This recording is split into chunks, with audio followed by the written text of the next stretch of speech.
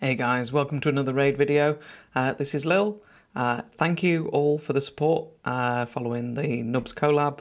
I put a video out today, but I recorded that before I did the collab with Nubs, or before that came out. So yeah, I just wanted to in the intro to say thank you, say welcome to anyone who's sort of come over and found the channel through that collab. Today I was going to carry on with HYDRA. Actually, I had planned to go over the top champs, sort of how I look at them and break them down, and go over the top champs in the video with Nubs, but we ran out of time because we were just talking for too long about HYDRA, because that's what happens when two people who really like it sort of start chatting, and yeah, we just ran out of time. So I wanted to go over that today. I will do some more HYDRA, but this will probably be the last video for a little while because I want to try and keep a bit of variety. So it feels like I've done a lot of Arena and HYDRA recently. So yeah, I'm trying to keep a mix of content, but also a mix of levels of content based on the comments that I've had and the feedback that I've had from people. So yeah, we'll probably look to do something like how to find your best clan boss team, looking at sort of more mid-game. I'm using my free-to-play to try and sort of climb up in 3v3 so that we can do a bit of how do you get into gold 1 as a mid-game, late-game account. Yeah, a few other things that I'm trying to progress my free-to-play account, just so that I can, because it's a long time since I, went up from Silver 4 to Gold 1, for example, or completed Doom Tower Hard for the first time.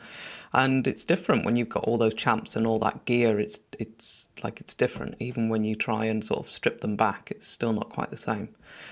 So yeah, I just thought I'd do all of that stuff on my free-to-play so that I can then do videos on it and talk you through it. Okay, but today, HYDRA champs.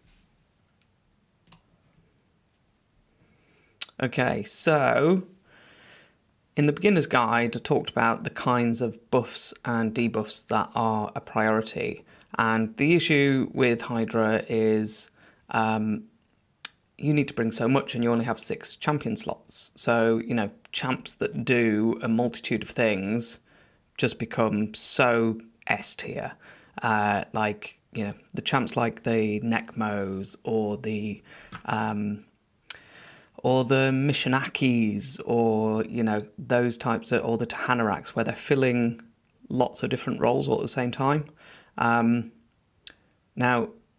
I did a video on this exact topic, I don't know, a year ago, and this list was way shorter then, because it just felt like there weren't as many options. It feels like there's loads more options now. Now, whether that's new champs coming out, whether that's as we get more stats, as the power creep over the last year, just feels like it's way more options. Probably doesn't feel like that if you're starting out. And maybe that's another thing is, like I said in my beginner's guide, I would say 50% gear, 50% champs. So you need the champs to fill the roles, but then you need the gear on the champs to make them shine.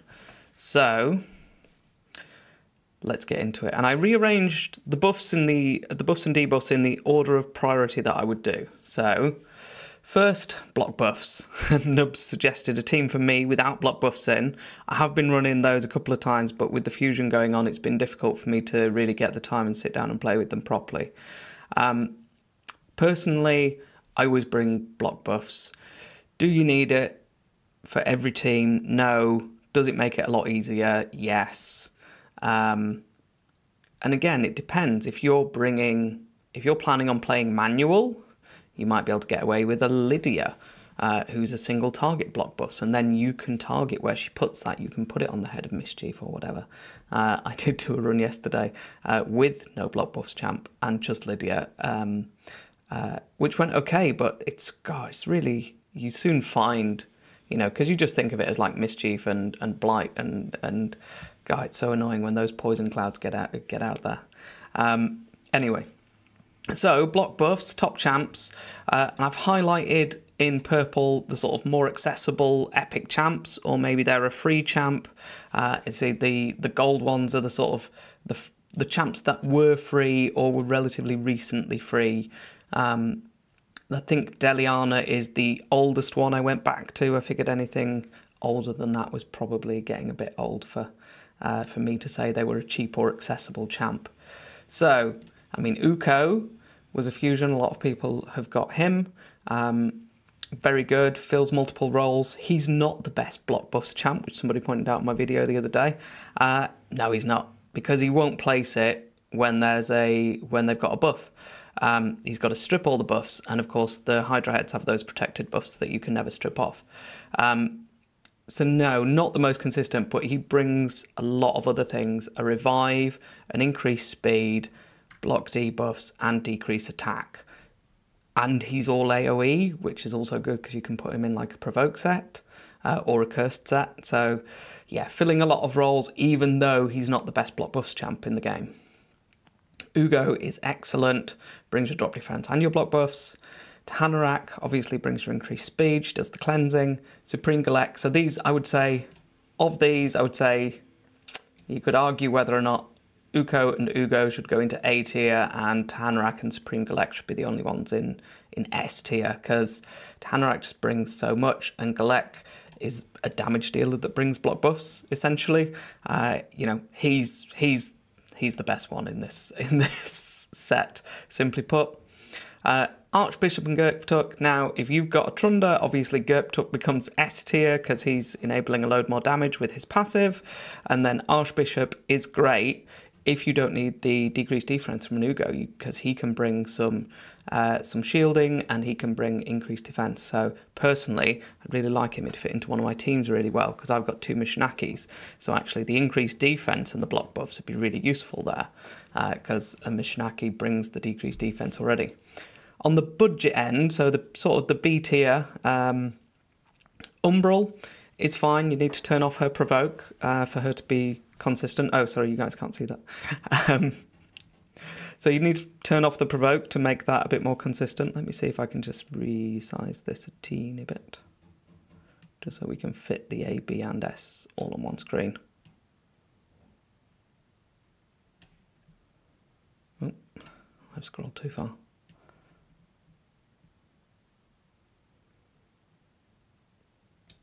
There we go. Okay. So yeah, like there's far fewer, and in fact, you know who we've missed off here? We have missed off our good friend Sun Wukong. And I'll say that now, this is not a definitive list of every champ in the game that can do these roles, or that's S tier, or that's A tier. I've tried to update this, but there's constantly new champs. There's totally just also niche people that you might use that I've never thought of. By all means, drop me in the comments and I'll add them to this spreadsheet, and I'll make this spreadsheet. I've turned it into a Google Doc before and made it available online. I'll do that again now that I've updated it. I manage everything in OneNote, but I can copy it over there. So yeah, I'm not dissing your champ on purpose. Just this was the updated list that I went through. I'm sure it's not the definitive list. That's probably a good time to say also, you can come to Hell Hades and you can go, show me your block buff champs. Yeah, and then it will show you, okay, who's got it on an AoE? Deliana, Archbishop, Gerptuk. I forget this guy, he is S tier. Firil, I know YST and Nubs just did a video on him. So again, he would go into S tier, but then if he's going S tier, I think I probably need to drop Uko and Ugo down to being A tier. Sorry, it's there we go. I've updated it. So let me flip back. So you can come here and you can look up for any role. Yeah, okay, I want somebody who does, but the thing is that it'll also show conditional people, like Lady Kimmy does have it, but that's based on her stealing a buff. So that's based on them having got a buff and then stealing it. So sometimes you've got to come in and take a look, like Tormin, it's if they're frozen. Well, you're never going to freeze a Hydra head, so you can ignore him. Oh, I should put her in the budget options because I have used her on my free-to-play account. She was the block buffs champ on my free-to-play for my hard team.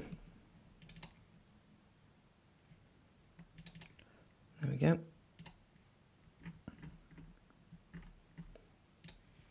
And I would say the other one that's worth doing if you're looking at, okay, who do I have that can fit here, is, you know, come to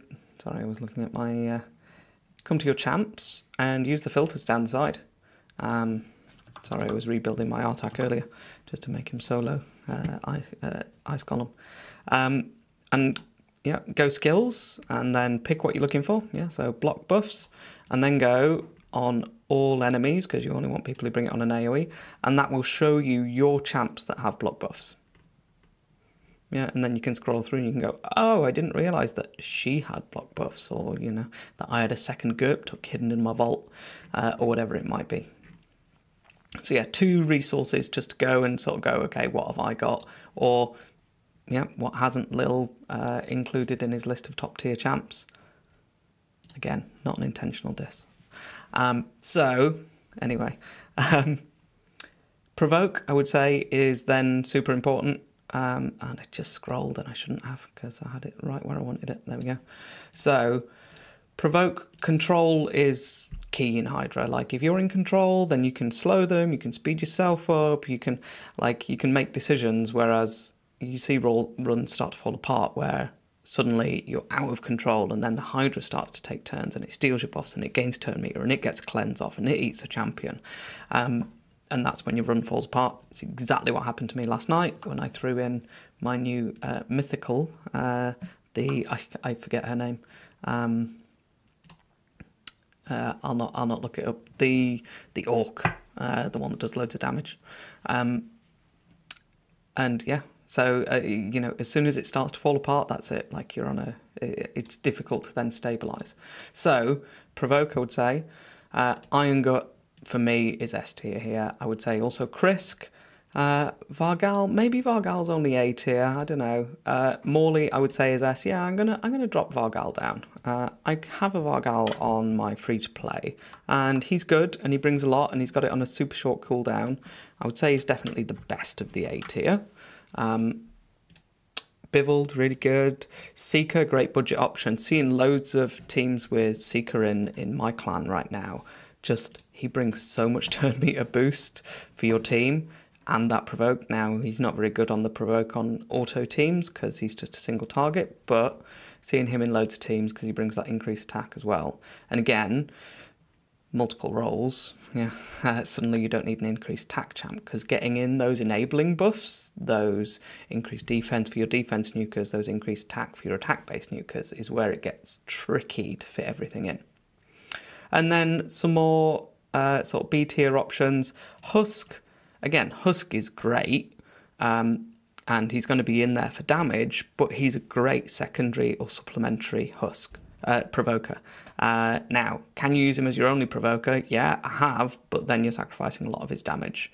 But yeah, my free-to-play for ages until I pulled Iron Gut didn't have any provoker, and I would just run it with Husk. I would put Husk in there, and just sometimes he'd just be A1ing, just trying to keep that head under control while we killed other things. I'm not going to go through all of them, but these are the sorts of the different champs. Do you know, I've never used Black Knight. Marta, not bad. I have used her before, like stick her in a normal or a hard team where you know you're not going to get things stolen. Right, I keep scrolling, don't I? Speed is, again, talking to nubs, where my account really struggles. And this is increased speed and decreased speed. So, again, I think I'll probably be a bit harsher than this. Lydia is great. Lady Kimmy is great. But I don't feel like they're quite S tier. You know, if I compared them to like Nekmothar or Krisk or to Hanorag, they are S tier.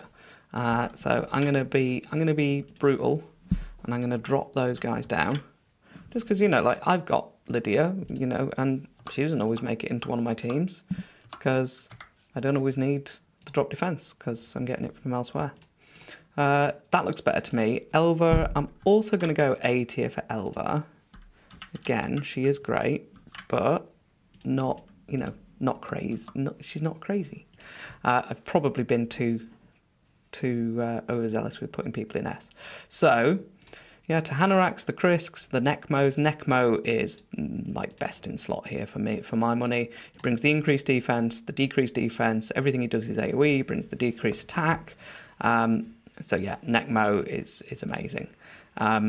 Krisk, if you want to hop on my account at any time, buddy, I've still got that 6-star stole waiting for you. Shamrock. I'm going to do a spotlight on Shamrock because I've got 2 Shamrocks built. Because I'm lacking increase and decrease speed champs. So just over time, I've built up 2, not intentionally, just, you know, just trying to improve my teams.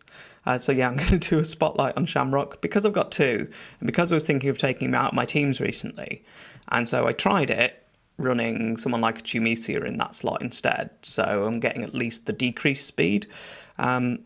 And the team just did way less damage. And I had the same conversation with Nubs when we were doing the collab. I tried to take Vizix out of that Razelvarg team, and thinking I'll put another damage dealer in and it'll do more damage. I can survive. I've got enough provokes with provoke sets and things. But yeah, the decreased speed just makes such a difference to how much uptime you get on decapitated heads. So yeah, all the usual culprits. Uko's good, Lydia's good. We've got Elva in here twice now. Maybe I forgot to take people out when I moved them down. Vizix is good and accessible. Nia is good and accessible. Mother Sybil is okay. She's mainly in there for the A1 on the decreased speed. I feel like she used to be a bit better. Now I feel like she's not quite doing as much. Then decreased attack, yeah, so your Mishinakis, your Kantras, your Krisks, your Necmos, budget option or A tier that's accessible, Artak. We've got Kantra in there twice. I'm going to take her off S tier because I don't think she is. Champford is good, Snick Track is good. He also brings the slow, I think, I want to say. I'm going to have to check now. Is it slow in his kit? Yes, it is slow and ally protect and decrease attack, but the decreased attack is only on his A1, so he's all right. Decrease attack you mainly want on the Head of Wrath, so you know you can target it. Budget options, or I guess B tier options, and a lot of budget options in here. The usual, the Stag Knights, the Asalas. You can bring an Ultimate Death Knight in. A Duke the Pierced, Rektar, Madame, yeah, the usual sort of culprits. And again, so I always bring a Reviver.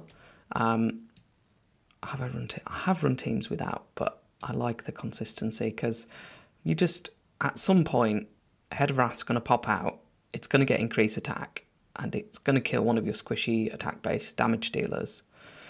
And when it does, that's your run hampered. Not over, but you know, you're not going to do as much damage. So I still bring a Reviver in every team. I know plenty of people don't. Anyway, that's me. So yeah, my top picks: Duchess, Siphi, Pythion, Uko. Maybe Pythion isn't S tier. Maybe Pythion is only A tier, and Cardiel is probably more S tier because he's bringing loads extra. I would say Uko isn't S tier. Sorry, just live updating this. Because he's good and he brings a lot of things, so he's S tier in general, but he's not A tier in any one role. Maybe decrease attack, actually, because it's really high. I can't remember what the land rate is on it, but it always seems to land. So yeah, Revivers, I'm sure there's loads more, like, who haven't I got in here? I haven't got Mariska in here, so I'll add her in. At least I've got her in debuffers. Not sure why, maybe I switched these two over at some point. Oh no, I've copied Mishinaki, not... that'll be why. I'm sure I had Mariska in here, maybe I lost her when I moved things, when I moved columns around. I'll add her back in. Right, and Mischief Tank, yeah, so you can cope without a Mischief tank. You can totally rely on block buffs. I like to have one for consistency. It stops your turn meter getting stolen as well. So yeah, not vital, but very useful. Archer, I'm not going to try and say the full name. Morley and Vargal and Krisk for me, top tier. Bivald, Champford, Ragash is kind of a weird one. I've used him as a Mischief tank in a pinch, but yeah, he can do the job. Aboro, Elder Skarg, you're looking for anyone that's just got a self buff. Like Nubs and I were talking about, you know, in a pinch you can use your Newt. And I'll be honest, I'm kind of thinking maybe I should just build some resist on my Newt to use him for that, because, you know, he's already hitting 10%. I'm not really using him to sort of one-shot anything at the moment. So yeah. And then your debuffers, yeah, so your decreased defense, your weakens, you know, just people who are bringing lots of debuffs to the table. Again, some budget options down here. Ryan the Conjurer, Stag Knight, Duke, Deacon. Like, I ran Deacon as a budget Nekmothar for quite a while in I think it was my hard, or it might have been my brutal team. It did really well. Keep pairing with a Shamil, and he'll get turn meter boosted, and then he will turn meter boost your entire team. I actually had him in a provoke set, worked really well. I can't remember what that team got. I think it was up around 200 million, something like that. Obviously, he's been replaced with Razelvarg now, but it's the same sort of theory as those Nekmo teams. Damage, you've got loads of options. Like, I mean, even just in the S tier, there's just loads.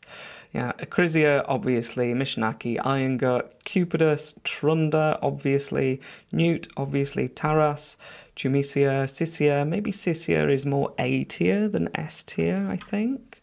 She's good because she brings debuffs and damage and burns, so she is great, but I'd say S rather than A rather than S. I'm going to do the same with same treatment for Rathalos though. He's good, takes a lot to set him up, so I'm not going to call him S tier. Artak good, Geo great, you know, more manual friendly than auto friendly, but Ninja brilliant. Mashald good. Mashald actually can also Mischief tank, so I should add him in there. He also brings the increased speed. I'd quite like a Mashald. Walking Tomb's good, bringing healing and burns, which is always good, and burn activation. But, you know, if you're in a pinch, you can use a Drexthar. He's not the best because he needs to get attacked. And a lot of the heads don't do AoE. So, Ignatius, Mordecai is really good because he's bringing some turn meter boost and increased attack for your team as well. And then I would say a Torment counter, so, you know, someone like a Shamail, a Duchess, a Rektar, a Tatura. I guess on the B tier, I guess I should also include Tahanarak up here, because just cleansing it every turn is a viable strat. And then in B tier, we probably need to add... oh, if I could type. Sorry, the microphone's like in front of my keyboard, so I have to be careful not to knock the microphone off if I want to type. Doom Priest as your budget option.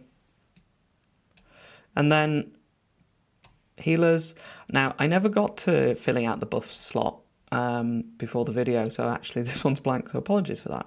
But you know, this is your, and I think it's a bit of overlap really. With, I can't remember what we had earlier. Yeah, I don't know. But I used to have a Protectors, that's what it was. I wonder where my Protectors have gone. Let's have a look. Yeah, I used to have it heal/protector, okay. So the heal slot is actually, you know, someone who's bringing some survivability. So that might not necessarily be straight healing, though if we're talking healing, we should definitely add Archer in here because her healing is pretty crazy. But yeah, someone like a Blade Master, I can't remember what was his name. It was Archie something or other Blade Master. Alatreon, that was it. Sorry, cheating and looking in game. Alatreon Blade Master. Really good, really like him. Struggling to fit him into a team, but all those protected buffs is great. yeah, it just brings loads of protection for your team. You know, someone like a Helicath, you know, you can bring a Helicath and block a lot of that damage. It's risky because they could steal it. Krisk, Marichka, who was missing from our Revivers list, Godseeker, Rector, Brogni, someone like a Kyoku or a Withia. Again, you're getting into champs that don't bring as much, like Withia brings a cleanse and a big heal and increased defense, and I guess she brings the leech as well. So yeah, these are sort of healers or protectors, things to just make your team sturdier. And again, the further down, the further along you are, the less you need some of these things because your builds just tend to be tankier. Yeah, and the buff section, I was going to put in people like Seeker, who's bringing you increased attack to enable your attack, your damage dealers. You know, someone like Mithrala, who's bringing increased attack and increase defense because she enables both types of damage dealer. One that we talked about in the video was Ugia. Was it Ugia? I'm sure it was. Who's bringing both, you know, depending on the damage dealer type. Actually, he brings both. He gives attack-based people. No, it was Wormeater, wasn't it? Yeah, Ugia Wormeater. So actually, he brings both. So actually, he's pretty good.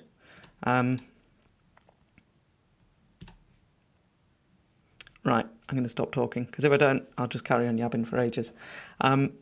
So yeah, what I tend to do if someone sends me a roster, and these days I probably just eyeball it, but what I used to do is absolutely, I would look at that list of, okay, I know the roles I need to fill in this 6-champion team. So on this account, on this roster, who are the block buffs champs?